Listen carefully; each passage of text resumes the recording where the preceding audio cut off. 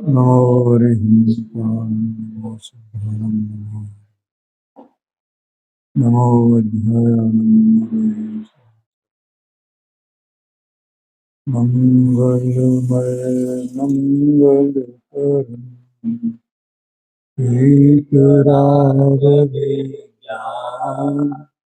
नमो पायाति वही हरिहंसाय हरिमंगल करि ओम ग्रंथ कथन को पार याते मिले समाज सब आनंद कर।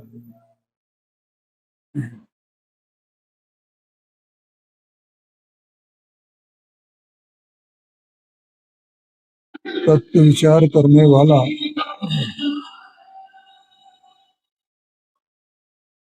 तत्व विचार करने वाला सम्यक्त का अधिकारी होता है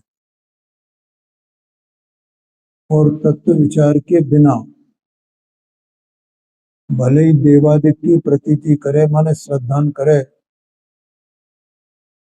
शास्त्रों का ज्ञान करे और व्रतादिक धारण करे,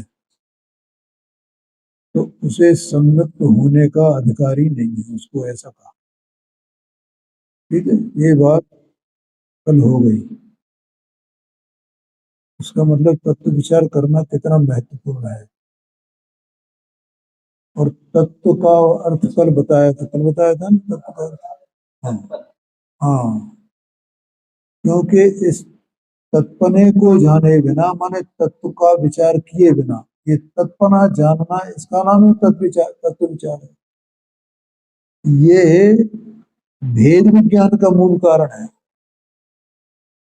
और भेद विज्ञान सम्यक दर्शन का कारण है।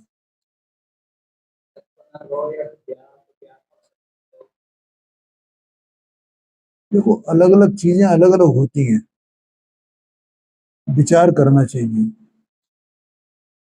ठीक है ना।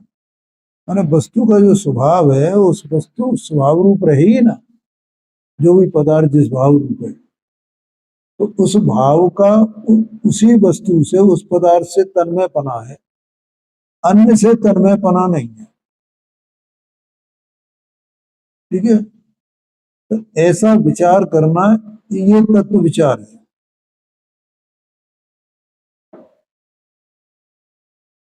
आगे समझ, इतनी सी बात है। और एक तत्व विचार ये काय का कारण है? भेद विज्ञान का। और भेद विज्ञान सम्यक दर्शन का कारण, इसलिए तत्व विचार होना जरूरी है। ठीक है, और ये तत्व विचार करना जरूरी क्यों है? और इसके सिवाय वो तीन कार्य करे। बहुत से जीव तो बेचारे ऐसे ही है ना, वो तत्व विचार किए बिना ही देवादिक की प्रतीति करें। तो वस्तु स्थिति तो ये है कि तत्व विचार के बिना, सम्यक दर्शन के बिना देवादिक का यथार्थ स्वरूप भाषित ही नहीं होता, होता ही नहीं है। अब वो प्रतीति फिर कैसे करता होगा? कि जो आगम में उनके गुण वगैरह जो बताए गए हैं उनसे करता है कि वीतरागी हैं, राग रहित हैं, ये सर्वज्ञ हैं, अनंत चतुष्टय वाले हैं, इनको केवल ज्ञान है, केवल ज्ञान में लोकालोक जानने में आता है, जो लोकालोक को जानते हैं वही सच्चे देव हैं? और जो वीतरागी है, राग रहित है, वो सच्चे देव है। ऐसी प्रतीति करता है वो। हाँ, नहीं वो तो वो अलग बात है। विकल्प तो जो निश्चय सम्यक दर्शन जैसे होगा उसके भी जो देवादिक की प्रतीति है वो विकल्प रूप है।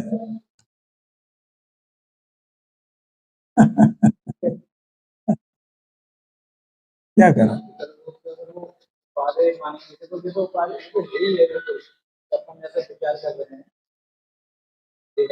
भैया, स्टेप बाय स्टेप चलो, चिंतन किया करो, विचार किया करो।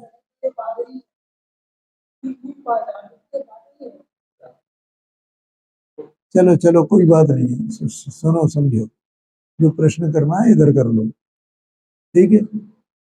क्योंकि जो यथार्थ में निश्चय सम्यक दर्शन है वो निर्विकल्प होता है। सात तत्वों की प्रतीति भी विकल्प है, छह द्रव्यों की प्रतीति भी विकल्प है, देवशास्त्र गुरु की प्रतीति भी विकल्प है, ऐसा समझना है। अब सम्यक ज्ञान है, तो सम्यक ज्ञान का जो सुपर प्रकाशक बना है वो निर्विकल्प है। आया क्या नहीं आया क्या? बाकी जो शास्त्रों का पढ़ना है, शास्त्रों का ज्ञान है, सब सब विकल्प है। तो ये शांति से समझो इसको, ठीक है। ये एक दिन में समझ में नहीं आएगा भाई, बहुत टाइम लगेगा, इसमें बहुत मेहनत होगी। शांति से समझो, कोई प्रश्न है पूछो, कोई बात नहीं। तो ज्ञानी को भी ये सब विकल्प रूप होते हैं, इसको तो विकल्प है ही है, क्योंकि इसने निर्विकल्प स्वरूप सम्यक दर्शन का जाना ही नहीं है, ठीक है। तो वो इस प्रकार से ऊपर ऊपर से वो देव की प्रतीति कर ली, उसने देवादिक की प्रतीति कर ली, शास्त्र से ये भगवान की वाणी है, इसलिए ये भगवान कभी वितरागी हैं, सर्वज्ञ हैं, ठीक है। और उनकी वाणी के अनुसार ये शास्त्र लिखे गए हैं, ये तो भगवान की ही वाणी है, इसलिए भगवान का बहुमान आता है, तो भगवान की वाणी का बहुमान आता है, उसको जो है वो शास्त्र मानता है, ये शास्त्र की प्रतीति है। और गुरु कैसे होते हैं? 28 गुणों पालन करते हैं, परिचय सहते हैं, उपसर्ग सहते हैं, ऐसे गुरु होते हैं। आया कि नहीं आया क्या? ऐसे देवशास्त्र गुरु की प्रतीति करता है और शास्त्रों को पढ़ता है, अभ्यास करता है, शास्त्रों का ज्ञान कर लेता है। 11 अंग का पाठी वो भी शास्त्रों का ज्ञान कर लेता है ना, तब ये जानता है। तो तत्व विचार नहीं करता है, ये ज्ञान हो गया, उसको सम्यक दर्शन मान लिया देवादिक की प्रतीति, इसको सम्यक ज्ञान मान लिया उसने, और व्रतादिक धारण कर लिए, उसको सम्यक चरित्र मान लिया, और वे है ही नहीं।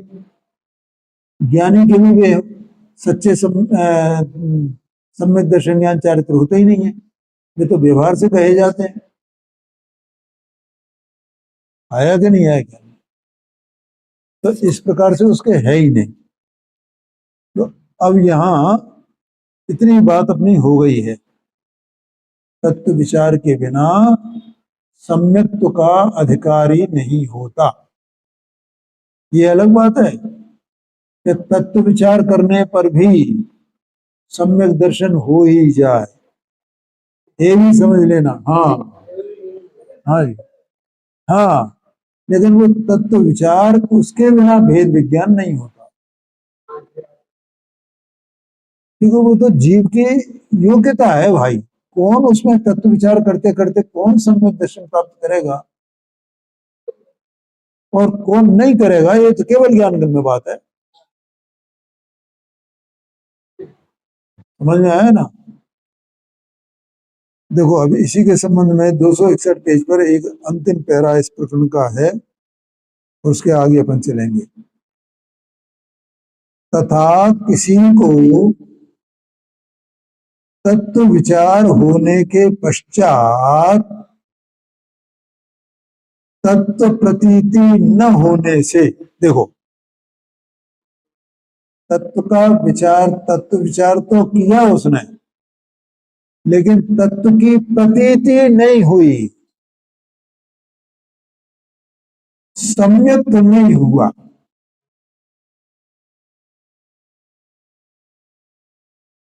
क्या कहा? हाँ हाँ भाई, जैसे अपन ने तत्व को बताया ना, तत्पना तत्पना, तो इसका इससे तत्पना है, उसका उससे तत्पना है, ये ऐसा, ये तत्व विचार करना। अथवा तो ये 7 तत्व होते हैं, ठीक है। तो उसमें आश्रय तत्व क्या है, बंध तत्व क्या है, संवर तत्व क्या है, निर्जरा तत्व क्या है, मोक्ष तत्व क्या है, जीव तत्व क्या है, अजीव तत्व क्या है, इसका विचार करना। तो ये तत्व विचार है।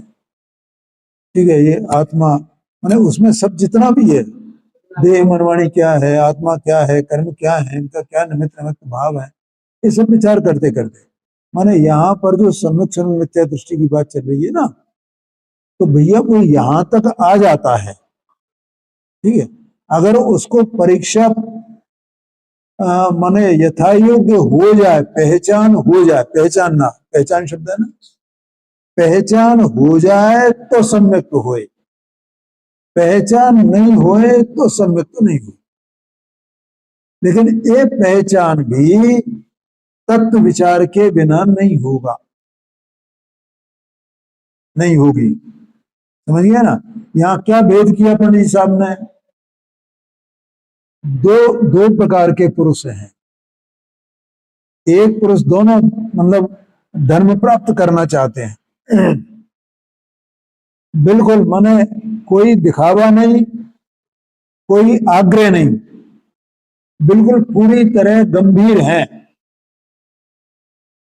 आया कि नहीं आया ख्याल में?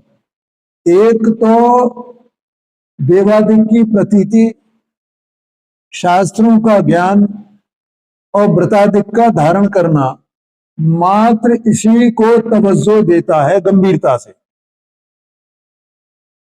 इधर उधर की फालतू बातें करने वाले उनकी बात नहीं है, जो केवल अपने कार्य में इसी प्रकार से लगा हुआ है। तो उसके बारे में पंडित साहब ने कहा कि इसको तो सम्यक्त्व का अधिकार नहीं है, बाकी इसके सिवाय जो है उनको तो बाहर निकाल दो बिल्कुल। ठीक है, अब दूसरे वे हैं जो ये करें या न करें, लेकिन वो तत्व विचार के प्रति गंभीर है, और पहला वाला वो तत्व विचार के प्रति गंभीर नहीं है, तो वो इन्हीं तीन बातों की साल संभाल में लगा रहता है। इससे ही मानता है कि मुझे जो है ये सम्यक दर्शन हो गया, ये सम्यक ज्ञान हो गया, ये मेरा सम्यक चारित्र हो गया, वो उसी में संतुष्ट हो जाता है।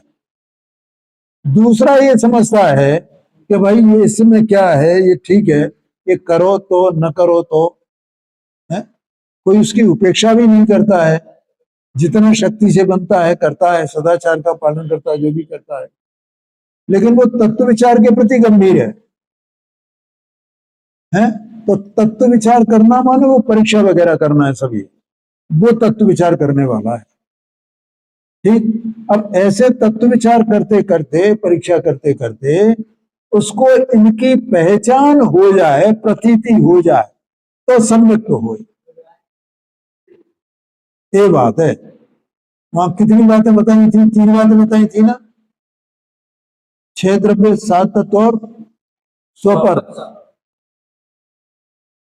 इनकी पहचान होनी चाहिए, और ये तत्व विचार पूर्वक माने जो परीक्षा करते करते, तो परीक्षा करना वो तत्व विचार है।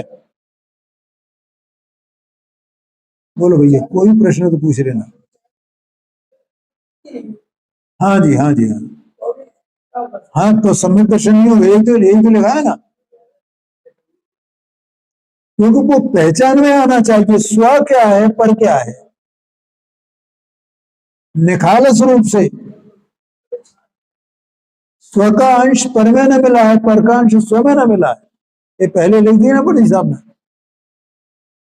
ऐसा है, एक तत्व को, एक तत्व को उसी रूप देखे, उसमें दूसरे तत्व को न मिला है।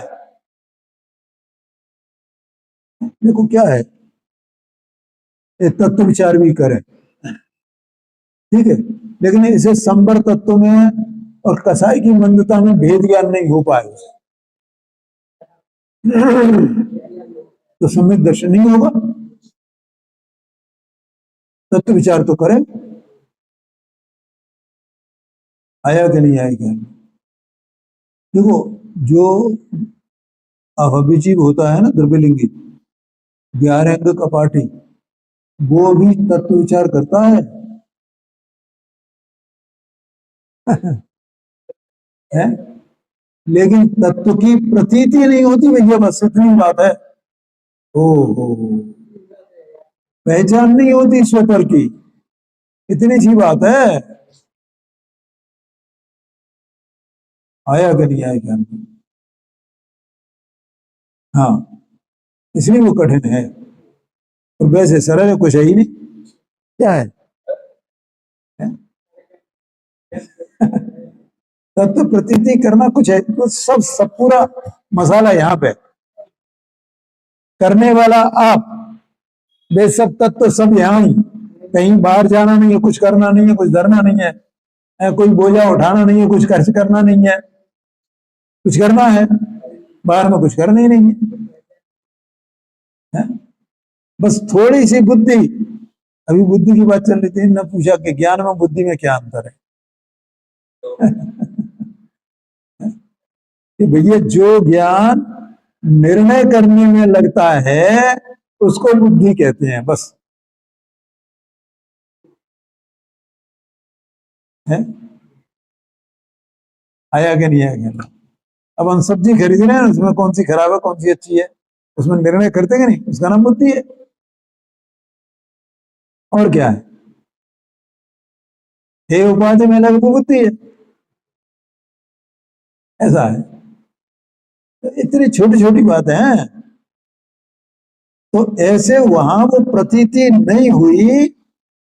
पहचान और प्रतीति एक ही बात है, मैं बहुत पहले से कहता आया हूं। पहचान वहां अपनी साहब ने पहचान ना लिखा है।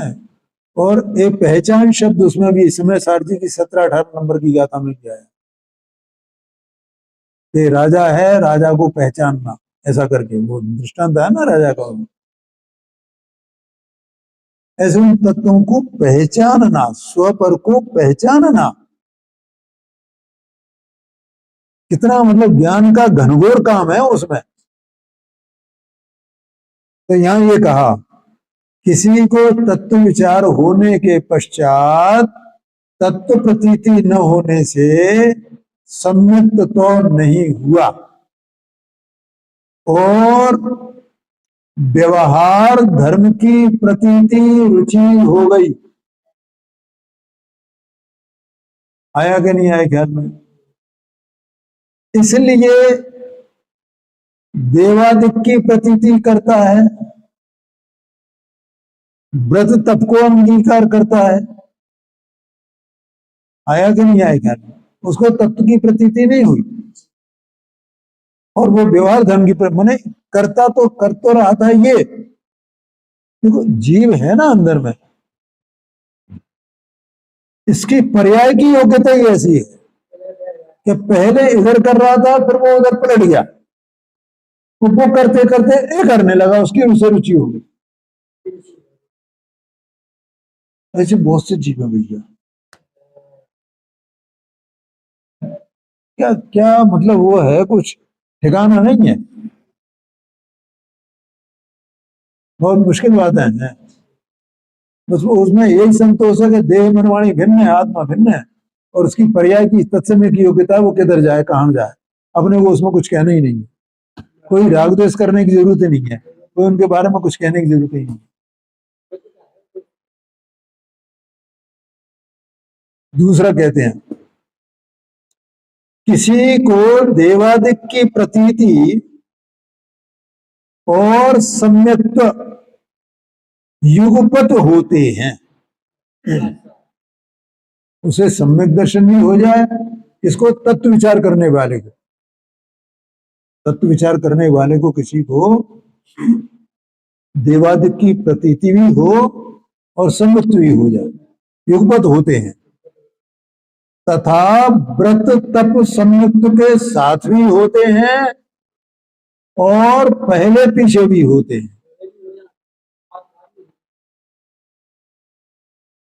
दो पॉइंट आ गए इसमें। कौन से दो पॉइंट?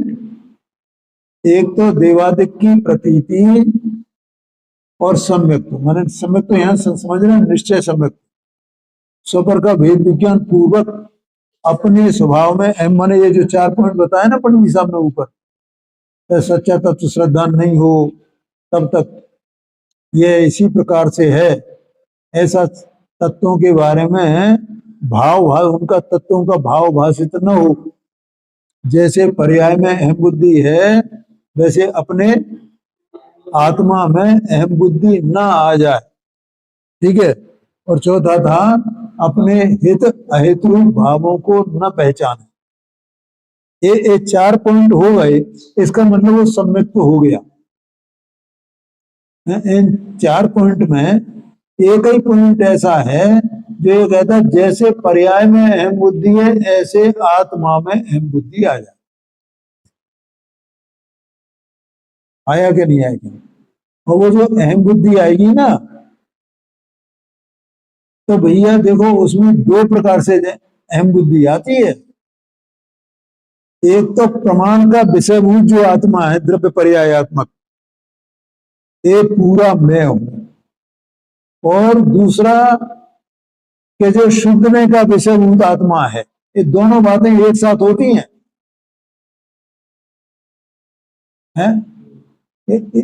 शुद्धने का विषयभूत जो अपना द्रव्य दृष्टि का विषय जो कहा जाता है आत्मा, शुद्धात्मा, उसमें अहम पनाया ए मैं हूं।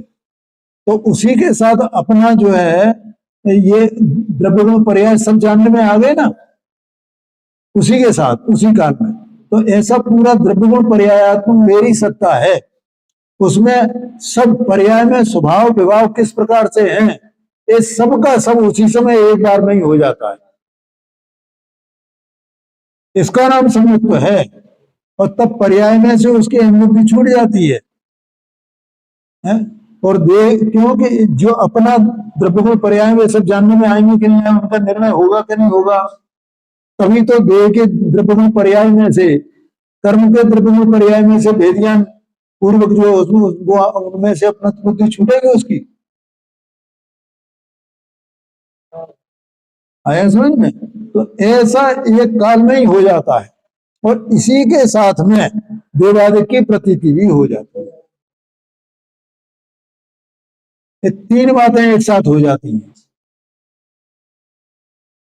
आया कि नहीं आएगी? और वहां इसमें अहम बुद्धि नहीं आए अपने ध्रुव स्वभाव में, तो न वो उसमें प्रमाण का विषय वो जो आत्मा है उसके वो उसको जान पाता है वो, और न देवादिक की उसे प्रतीति होती है। सच्ची सच्ची प्रतीति तो तभी होती है।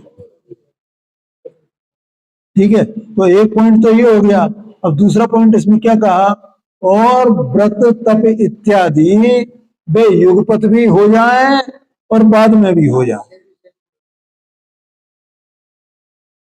पहले भी हो जाए बाद में भी हो जाए, उसमें कोई कुछ नहीं है।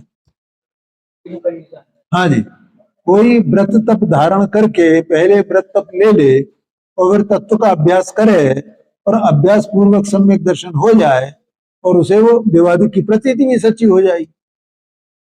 ये है। अथवा तो कोई देवादिक की प्रतीति भी हो जाए, सम्यक दर्शन भी हो जाए, और उसके बाद जो है वो व्रत तप बाद में धारण करे। क्योंकि वो व्रत तप का धारण करना वो तो फिर वो अपने क्रम में होगा ना उसके हिसाब से, क्योंकि वो बाहर में जो कर्म कर्म का उदय उसका जो अभाव होगा उसके अनुसार होगा व्रत तप का धारण। तो ये बात है, इसलिए बाद में हो उसे। और पहले हो गया तो वो पहले उसने बुद्धिपूर्वक किया, और बाद में होगा तो वो अबुद्धिपूर्वक होगा। ये बात है।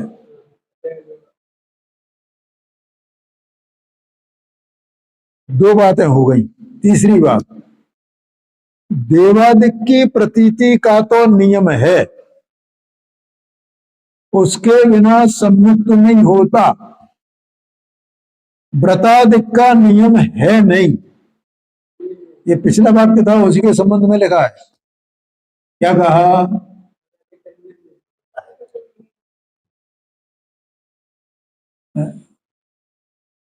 कि सम्यक्त होए तो देवादिक की प्रतीति नियम से हो ही हो, इसका तो नियम है।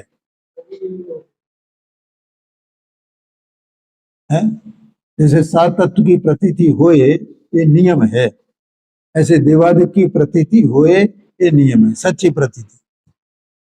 लेकिन सम्यक्त के साथ व्रतादिक हो ही हो ऐसा नियम नहीं। अब नियम नहीं है ये कह के छोड़ दिया पंडित जी साहब ने। क्योंकि व्रतादिक तो वास्तव में वो कर्म का अभाव, विचारित होने कर्म के अभाव पूर्वक ही होगा ना।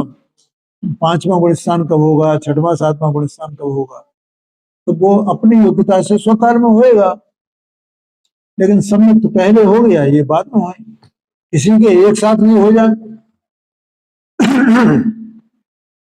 आएगा नहीं आएगा।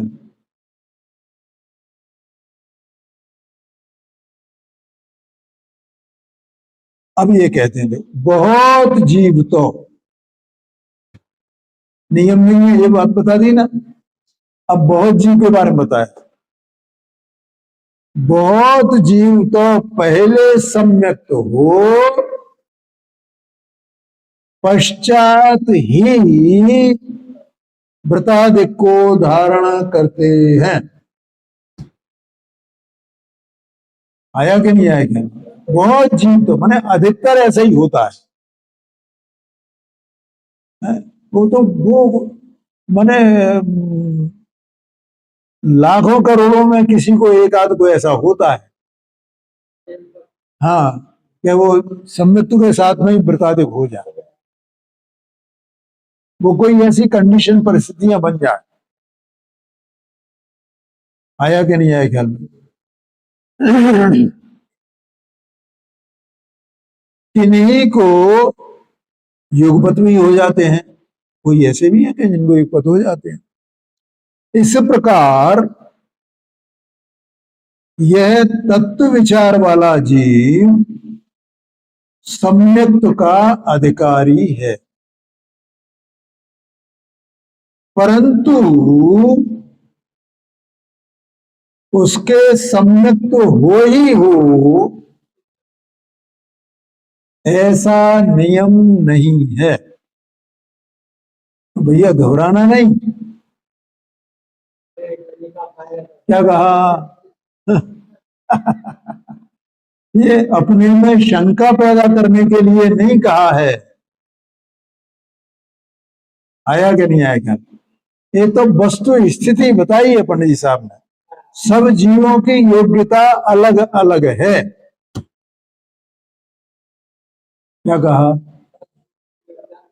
ये मैं गारंटी से कहता हूं कि 50-50 साल से 60-60 साल से जो सुन रहे हैं उनको भी ये तत्व अभी समझ में नहीं आया है,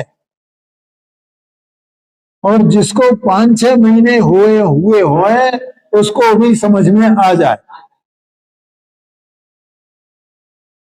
बोलो, इसलिए घबराने की कोई बात, यहाँ यहाँ जीव घबरा जाए इसके लिए नहीं लिखा पंडित साहब ने,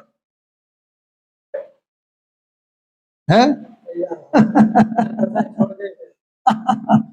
अरे भैया, तत्व विचार बेकार में मेहनत करें अपन, इससे तो अच्छा है प्रताधिक धारण कर लें। है? कुछ तो पुण्य मिलेगा, और उस पुण्य से फिर मनुष्य भोग मिलेगा, और हो सकता है हम विदेश क्षेत्र में पहुंच जाए और भगवान की वाणी मिल जाए, तो हमें तत्व ज्ञान हो जाए, तो हमें सम्यक दर्शन हो जाए वहां। तो ऐसे भरोसे भी मत रहना। हाँ, इसके भरोसे मत रहना कि हम ये पुण्य कर लें, क्योंकि तुम्हें वस्तु स्वरूप की खबर ही नहीं है भैया कि पुण्य होता कैसे है। क्यों? क्योंकि तुम तो क्रिया कर करके मान रहे हो कि पुण्य है? अरे पुण्य जीव के परिणाम के भरोसे है, तुम्हारी क्रिया के भरोसे नहीं है। हो, अगर क्रिया के भरोसे हुए तो 6 महीने 8 समय में 608 जीव वो से कैसे निकल आवे? कैसे निकलते हैं वे? कौन सी क्रिया करते हैं? हैं? त्रस पर्याय को प्राप्त करते हैं। अरे वो त्रस पर्याय को प्राप्त करते करते मनुष्य बन जाते हैं।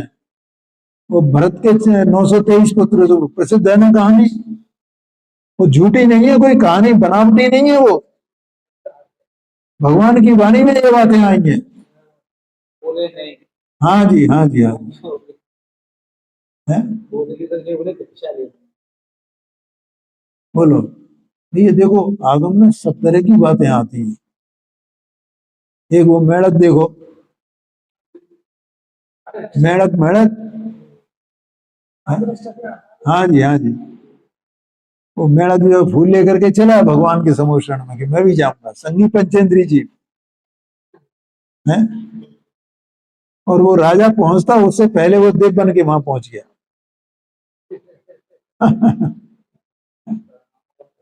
परिणामों का फल है, ये क्रिया का फल नहीं है भैया कि वो मुंह में भूल ले गया था ना, ये क्रिया करी ना उसने, अरे उसके पीछे उसका परिणाम था, बहुमान था भगवान का। तो क्रिया क्रिया नहीं थी, नहीं तो हम भी फूल लगा के मुंह में आ जाए, रोजाना आए करो ना, उसमें पुण्य मिलेगा ना, देव बन जाओगे। इसलिए ये समझ लेना भैया, पहले परिणाम को समझो। जीव है, सत्स्वरूप वस्तु है, ज्ञानानंद स्वभावी है, असंख्यात प्रदेशी है, अरूपी है, देह प्रमाण है, वो तुम्हारी सत्ता है। ये देह मनवाने की क्रिया, इसमें तुम्हारी सत्ता है ही नहीं ना, तुम उस क्रिया से पुण्य मानते हो जिसमें जिसमें तुम्हारी सत्ता नहीं है।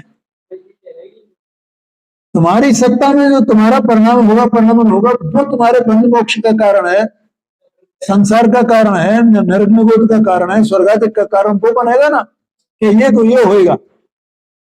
पहले ऐसा सम्यक पहले तत्व विचार तो करो, ऐसा समझना। इसलिए उसके भरोसे मत रहना कि हम ये क्रिया कर लेंगे और इससे हमें पुण्य हो जाएगा और हम पहुंच जाएंगे। भैया अब पता नहीं है तत्व विचार से हम हुआ क्या नहीं हुआ, बेकार में समय और खराब हो रहा है भैया। इस ये अनंत काल से, माने अनादिकाल हो गया ना, अभी तक जितने सिद्ध हुए, देखो ये तो कलश ही आया है संवर्धकार में, भेद विज्ञान सिद्धा सिद्धा ये किल केचन अस्य भाव तो बद्धा बद्धा ये किल केचन। इसका मतलब क्या है कि अभी तक जितने सिद्ध हुए हैं वे भेद विज्ञान के बल से हुए हैं, और जितने जीव संसार में पड़े हुए हैं, दुख भोग रहे हैं, वे भेद विज्ञान के अभाव के कारण दुख भोग रहे हैं। और भेद विज्ञान का कारण क्या है, अभी बताया था, तत्व विचार है। भैया देखो एक बात और बताएं,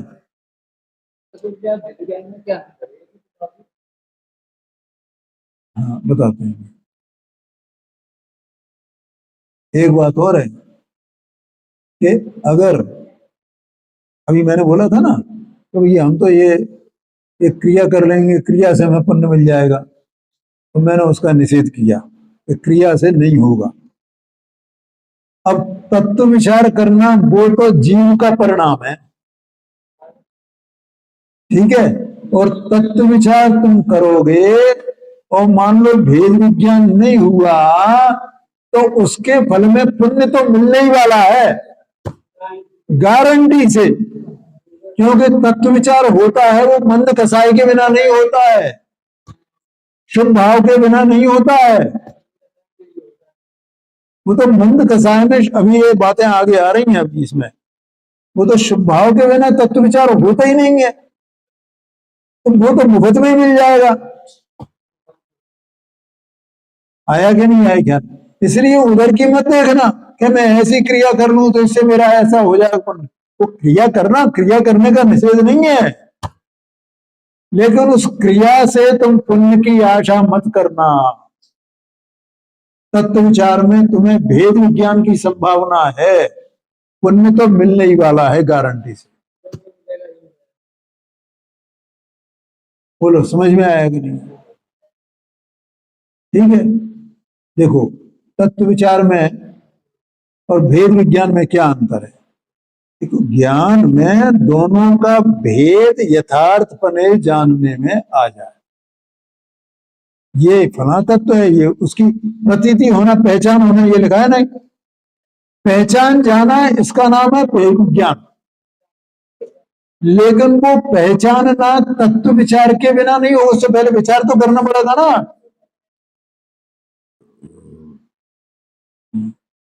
तो बिना विचार के भेद विज्ञान हो जाएगा, पहचान उसके विचार के बिना नहीं होगी। है तो वो लोग में भी पहले विचार करते हैं कि नहीं करते हैं, कोई भी काम आप करो है। कोई भी अपन मतलब शादी ब्याह करें कुछ भी करें तो विचार तो करते ही ना कि ये कार्य कैसे करना है, कैसे करना है, कैसे नहीं करना है, कौन सा ठीक रहेगा, कौन सा ठीक नहीं रहेगा, हर काम में अपन विचार करते हैं। तो यहां भी तत्व विचार करना है, स्व क्या है, पर क्या है, ये सब का विचार।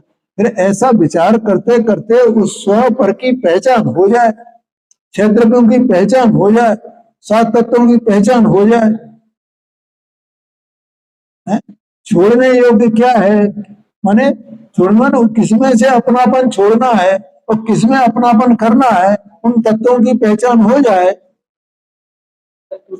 निमित्त नैमित्तिक भाव कर्म के साथ में जीव के परिणामों के है ना बराबर, उनकी पहचान हो जाए, ये कार्य इसमें वस्तु में जो होता है वो कार्य इसकी अपनी उपादान शक्ति से होता है और निमित्त उसमें कुछ करता नहीं है और निमित्त के बिना वो होता नहीं है, ऐसी पहचान हो जाए, ऐसी प्रतीति हो जाए,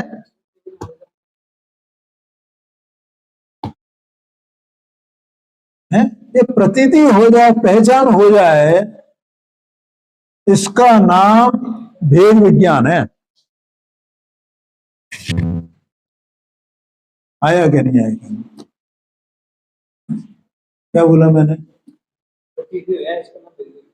हाँ हाँ जी, हाँ जी। तो देखो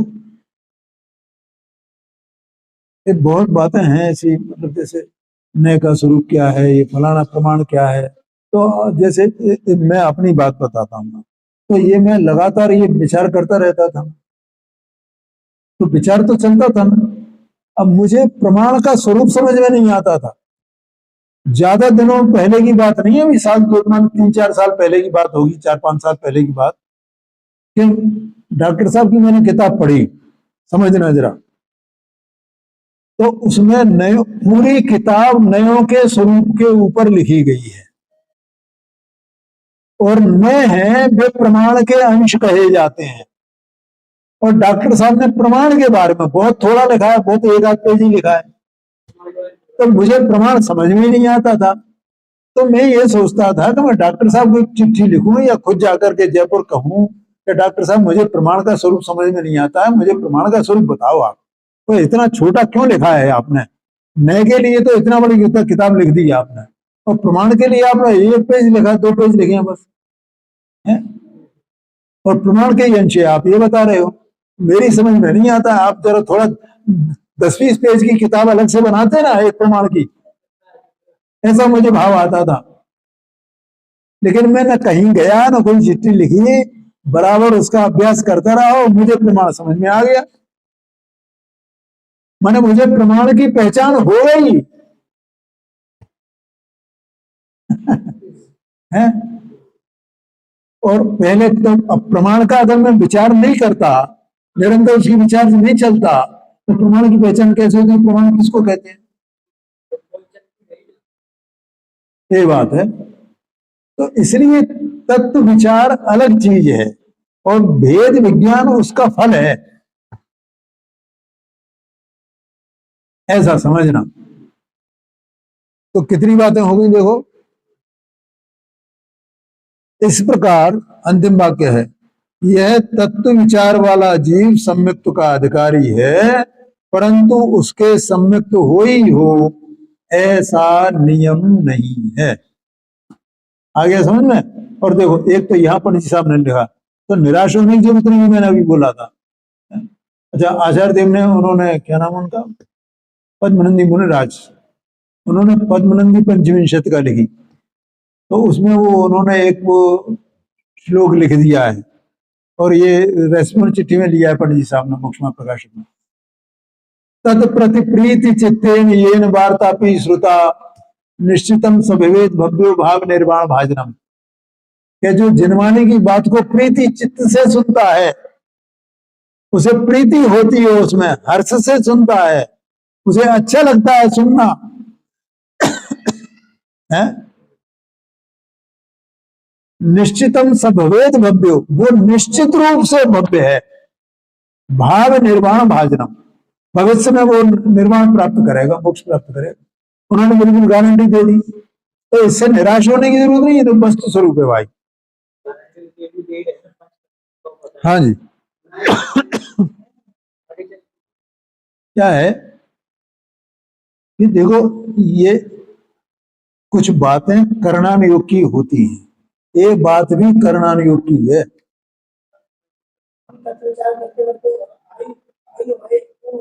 हाँ जी, हाँ जी, कोई भी हो सकता है। अब जैसे देखो, किसी जीव को सम्यक दर्शन हो जाए, ठीक है, आगे ये बात आई, सम्यक दर्शन हो गया और फिर हो करके वो छूट जाए, छूट जाए और छूट जाए उसको, तो ये कितने काल तक संसार में भ्रमेगा। अब वो है तो भव्य, उसे निश्चित रूप से मतलब मोक्ष होगा, ये गारंटी है। लेकिन अगर छूट जाए तो वो अधिकतम अर्ध पुद्गल परावर्तन मात्र काल के लिए संसार में परिभ्रमण करता रहेगा। और पंडित जी साहब ने लिखा है कि अर्ध पुद्गल परावर्तन काल अनंत काल है, ऐसा लिखा है आगे। तो भैया फिर हम सम्यक दर्शन प्राप्त करें कि नहीं करें, और छूट गया तो फिर अब क्या होगा, फिर अनंत काल के लिए चले जाएंगे। इससे तो अच्छा है अपन जो सम्यक दर्शन प्राप्त ही नहीं करते हैं, अपन तो पुण्य कर लेते हैं। क्यों? तो अरे भैया वो तुम्हारे ऊपर नहीं कहा, कोई कोई जीव ऐसा भी होता है कि जिसको जो है वो ऐसा होए कि तत्व विचार होए और सम्यक दर्शन नहीं हो पाए। और पहले पंडित साहब ने गारंटी दी कि नहीं, कि ऐसा जो तत्व विचार करने वाला है तो उसको जो है क्या कहा था कि ये इस पर्याय में वो प्राप्त नहीं कर पाए तो प्रेमचादी गति में भी जाए, वहां बिना देवशा गुरु के निमित्त के वो सम्यक दर्शन प्राप्त कर ले। ये गारंटी भी तो है। भैया देखो, अनंत जीव राशि है, उसमें नियम सार जी में गाथा है ये, नाना कम्मा नाना जीवा, अनेक प्रकार के जीव हैं और अनेक प्रकार के उनके कर्म के उदय हैं। उनके सबके अलग अलग प्रकार के औपाधिक भाव हैं, अलग अलग प्रकार के परिणाम हैं। तो सब जीवों के परिणामों के हिसाब से वर्णन किया जाता है, कोई वो बात हम पे थोड़ी लागू होगी। इसलिए निराश होने की बिल्कुल भी आवश्यकता नहीं है। अपन तो देखो, लोक में भी ऐसा कहा जाता है? और अंग्रेजी में उसको जो है ऑप्टिमिस्टिक और पेसिमिस्टिक, ऐसे दो नाम दिए जाते हैं। पेसिमिस्टिक माने निराशावादी, कोई व्यक्ति ऐसा होता है भैया, उसकी परिणति ऐसी होती है, हर एक बात में वो निराशा ही निराशा उसे लगती है। अरे भैया तो फिर ऐसा कैसे हो पाएगा, अरे भैया फिर तो ये हो ही नहीं पाएगा, अरे भैया ये हो नहीं पाएगा। और दूसरे होते हैं ऑप्टिमिस्ट माने आशावादी, अरे अरे ऐसा क्यों सोचते हो भाई, है? अरे उसका नहीं हुआ तो अपना भी नहीं होगा क्या, इतने लोगों का नहीं हुआ तो अपना नहीं होगा क्या। इसी को दूसरे शब्दों में कहते सकारात्मक सोच और नकारात्मक सोच। अपन तो सकारात्मक सोच रखो भाई, नकारात्मक सोच क्यों रखो। क्योंकि शास्त्र में सम्यक, तो अब देखो क्या कह रहे हैं, सम्यक होने से पूर्व 5 लब्धियों का होना कहा है। यहां पर बात लानी थी, इसलिए पंडित जी साहब ने एक बात लिखी है। अब ये 5 लब्धियों की चर्चा अपन कल करेंगे, समय हो गया, ठीक है।